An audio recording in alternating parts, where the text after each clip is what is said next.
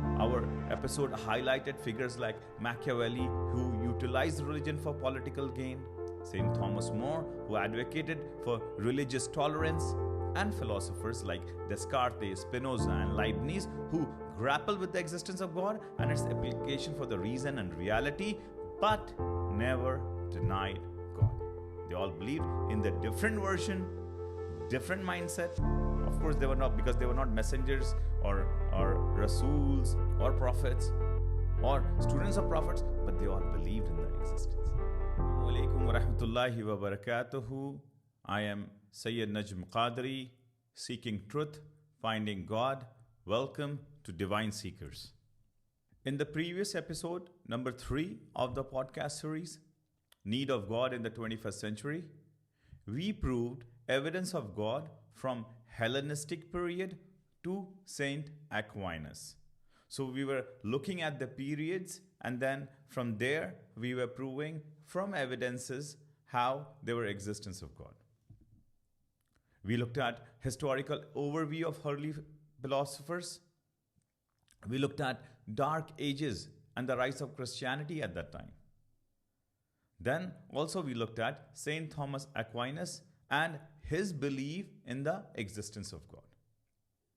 In today's episode, inshallah, we will look at diverse perspective on the various philosophers of the modern age on God and religion.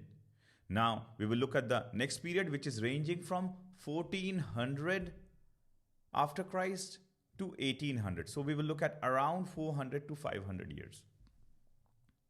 We will also look at how religion, philosophy, and politics are interplaying, how they are intertwined in the daily lives of humans.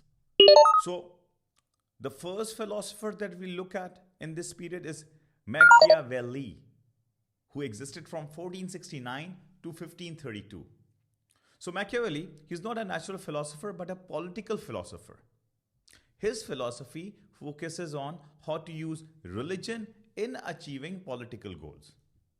How can religion be used as a tool?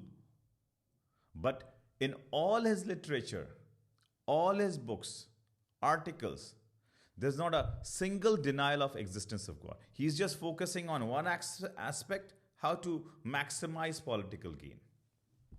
After Machiavelli, we will look at St. Thomas More, who existed from 1478 to 1535. He was a devout Catholic, pious humanist, and he took a stand against the ruler of the time, whose name was Henry. Henry had appointed himself as the head of the church.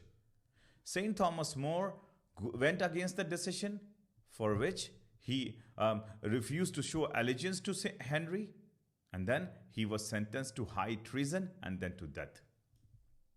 St. Thomas More, in his fictional work Utopia, offers a fascinating glimpse into how a society might function with a high degree of religious tolerance. So he's using religious against to prove an ideal state, utopia. Here is how it relates to the understanding of different belief systems. So let's look at what was utopia.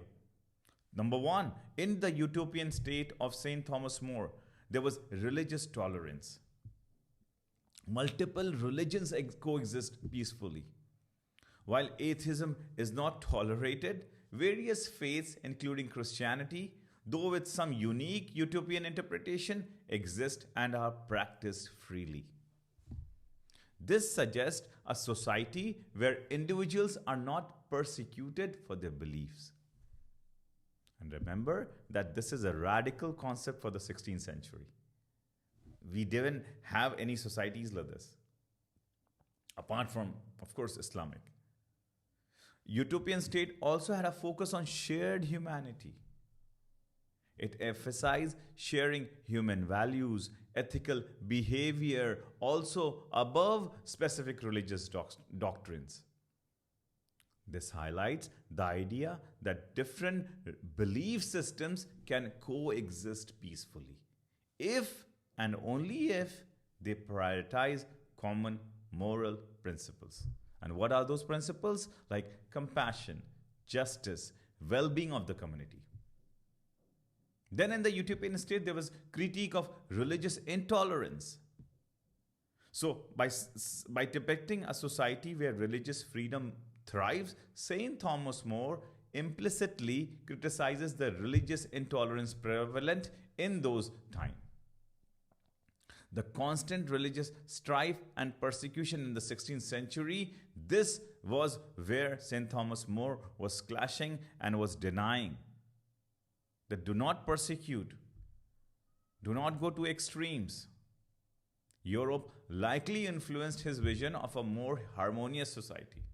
And we will discuss further how the church got into the extremes and the reaction from the philosophers of that period. Now let's look at Francis Bacon, who existed from 1561 to 1627. Francis Bacon was a prominent figure in the scientific revolution, and he was a devout Christian. His belief in God, he firmly believed in God as the creator of the whole universe. Bacon saw the study of nature as a way to understand God's creation and glorify Him. He mentioned 2 books of God. He famously proposed the concept of 2 books of God. He said the Bible and the book of nature. He believed that these 2 sources of knowledge were compatible, and the study of nature could deepen our understanding of God's divine plan.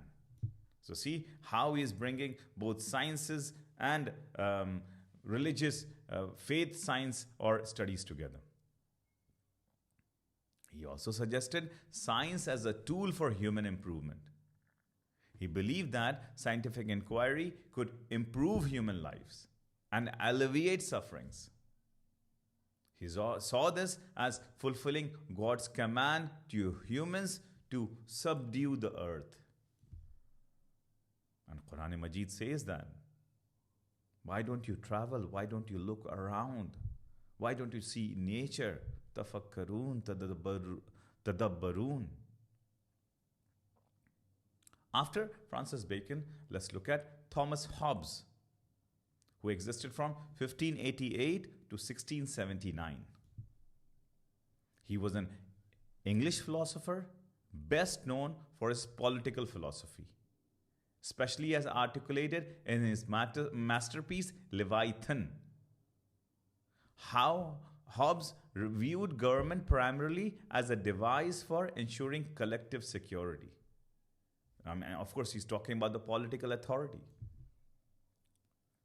In Leviathan, he argues that the existence of God can be proven through reason.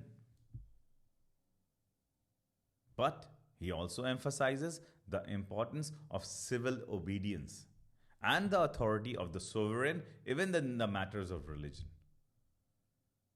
So remember, when we are discussing these philosophers, we are just looking at one point agenda, their belief in God. We don't explore or we don't confirm their other beliefs. Because of course, this is not Wahi or this is not Islamic perspective. We are just looking at even non-Islamic scholars, philosophers, scientists had a belief in a supreme God. So Hobbes did not advocate for a theocracy. He recognized the importance of Christianity, but believed it should be subordinate to the authority of the sovereign, which is the state. Then after Hobbes, let's look at Descartes from 1596 to 1650. Descartes was a practicing Christian Catholic and gave evidence in his books and reinvented the existence of God. He believed in God, mind, and matter. That was his theory, 3 things. And he said God's existence is proven through reason, bringing again the previous philosopher's concept. He famously argued that the existence of God through his ontological argument. This argument states that the idea of God as a perfect being necessarily includes existence. Then, God as the guarantee of truth, he says. He believed that God, being perfect, would not deceive humans.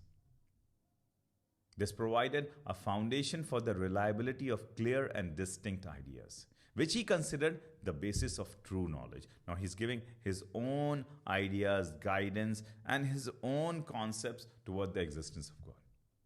But he's believing in the supreme authority. Descartes' work contributed to the intellectual and scientific revolution that challenged the absolute authority of the church. So remember that church went very aggressive at that time against the philosophers and scientists.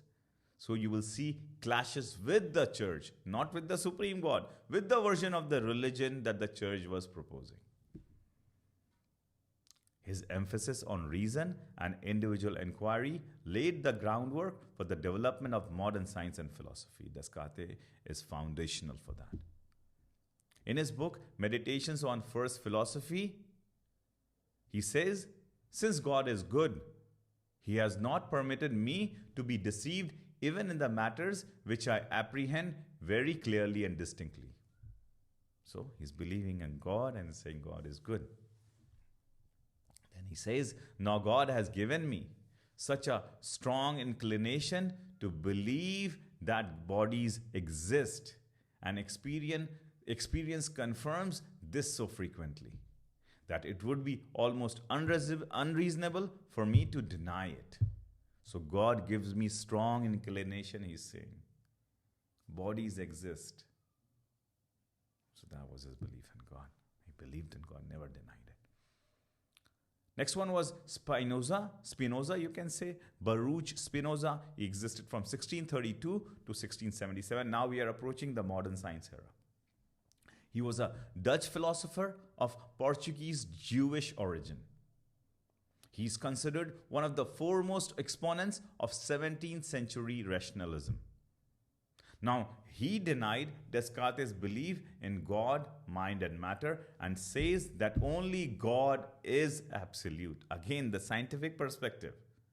They are bringing in different reasons, but they are never denying the existence of God. So, some aspects of his philosophy, Spinoza's pantheism. Spinoza's most famous idea is his concept of pantheism, where God and nature are identical. He believed God is not a person or a supernatural being, but rather the single substance that underlies all of reality. Again, that is his version. It's not Islamic version, but there's no denial of God, and that is our one-point agenda. Then Spinoza believed in monism. Spinoza's philosophy is monistic, meaning he believed in reality ultimately consists of a single substance. Then he believed in determinism. He believed that all events, including human actions, are determined by prior causes, and that free will is an illusion. Then Spinoza brought ethics. And this was his masterpiece of philosophical reasoning. He argued that true happiness comes from understanding our place in the natural order and living in accordance with reason. Now see how he's developing his concepts. Then Spinoza brought political philosophy.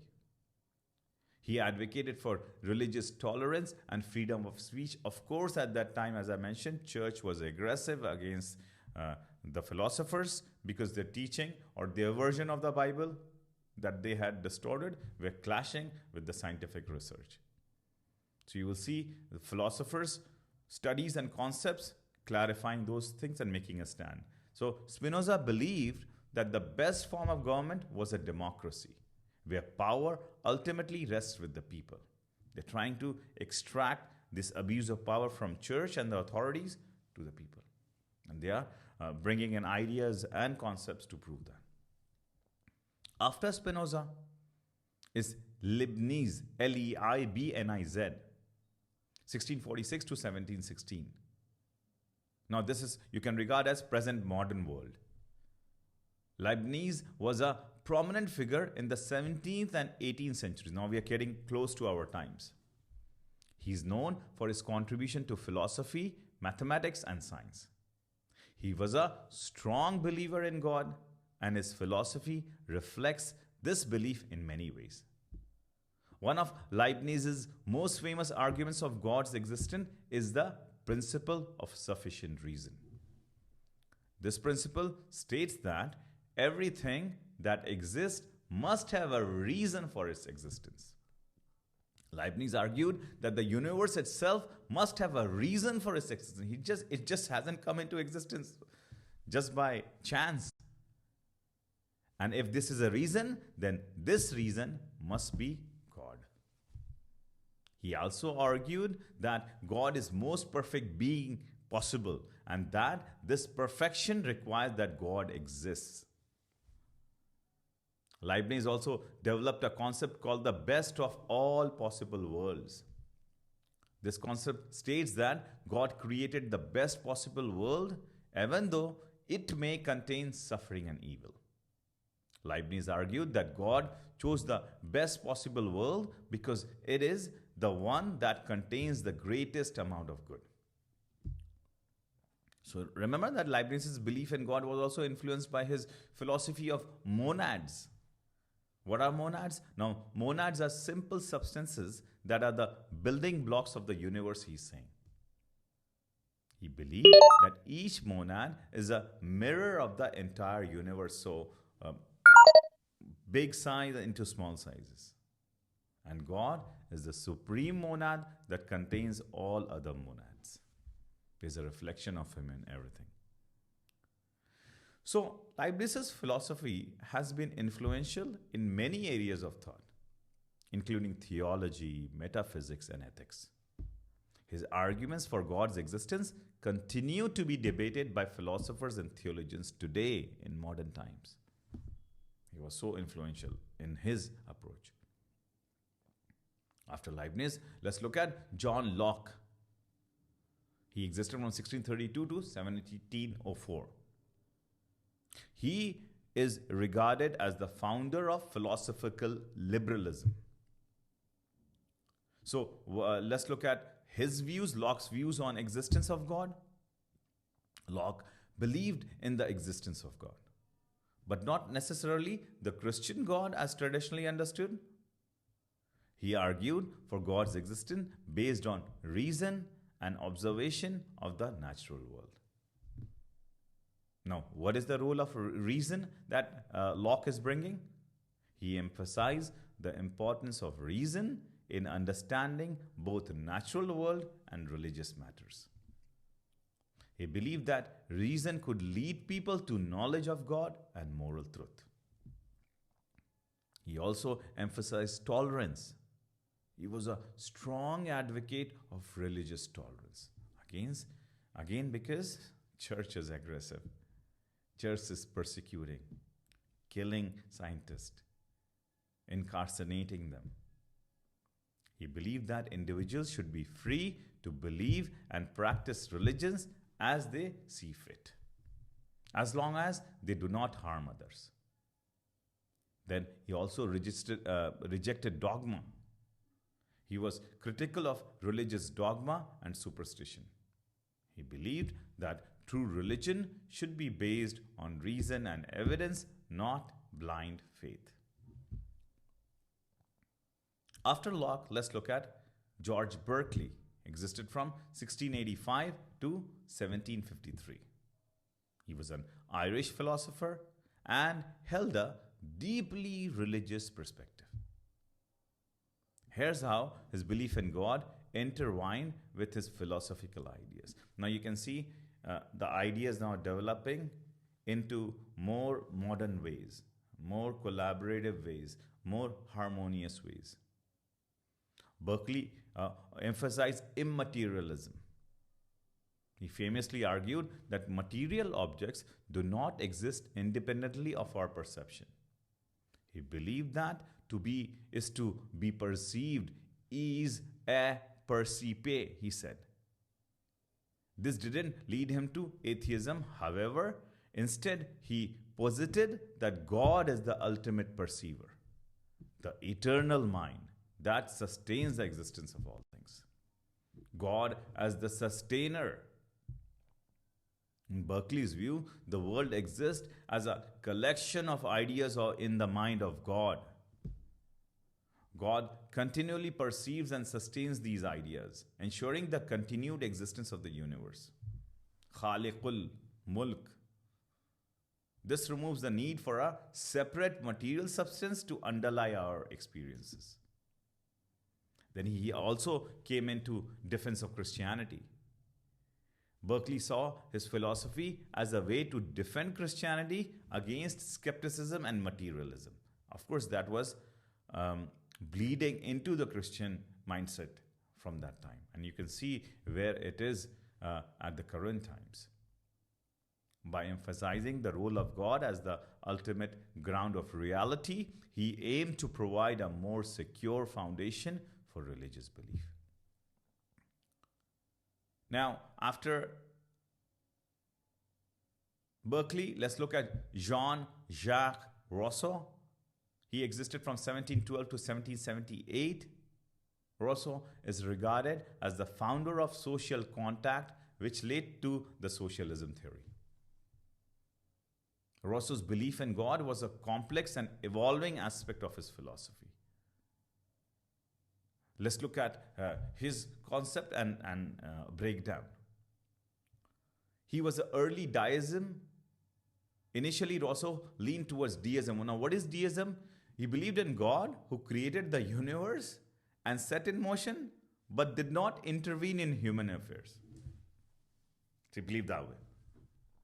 His view emphasized reason and natural law over revealed religion. And then from there, from deism, his concepts evolved. His views evolved.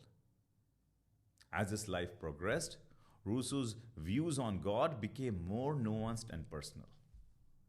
His personal experiences, including periods of deep religious feeling and struggles with faith and doubt, are evidence in the autobiographical work, The Confessions. Yes, mention all of that. And then, of course, he was a critic of organized religion. Rousseau was highly critical of organized religion, particularly the Catholic Church, which he saw was corrupt and oppressive. He believed that traditional religious institutions alienated individuals from their true natural selves. Civil religion, Rousseau proposed the concept of civil religion away from dogma, particularly the Catholic Church. So, in summary, in today's episode, we looked at the following. We deep dive and we looked at from 1400 to 1800 philosophers and their diverse perspectives on God and religion. There were varying beliefs and philosophies of prominent thinkers regarding God and religion. Our episode highlighted figures like Machiavelli, who utilized religion for political gain, St. Thomas More, who advocated for religious tolerance, and philosophers like Descartes, Spinoza, and Leibniz, who grapple with the existence of God and its application for the reason and reality, but never denied God. They all believed in the different version, different mindset. Of course, they were not, because they were not messengers or rasuls or prophets or students of prophets, but they all believed in the existence. And we also looked at interplay of religion, philosophy, and politics.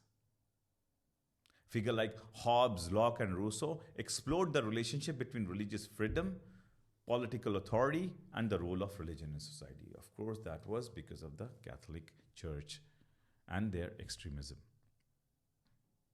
This contributed to the intellectual and scientific revolutions that shaped the Western thought, which was happening at that time. So, what are your thoughts on this podcast? Inshallah ta'ala, in our next episode, we will have our final episode of the Need of God series. And this will bleed into, or this will transition into, the modern sciences and the scientists of that area and their belief in God. So feel free to share your insights in the comments below. That's it from me in this week's episode. Any truth I have spoken is a blessing from Allah subhanahu wa ta'ala. If I made any mistake, may Allah forgive my shortcomings. Let's seek the divine together. Until next time, stay curious and keep seeking. Wassalam.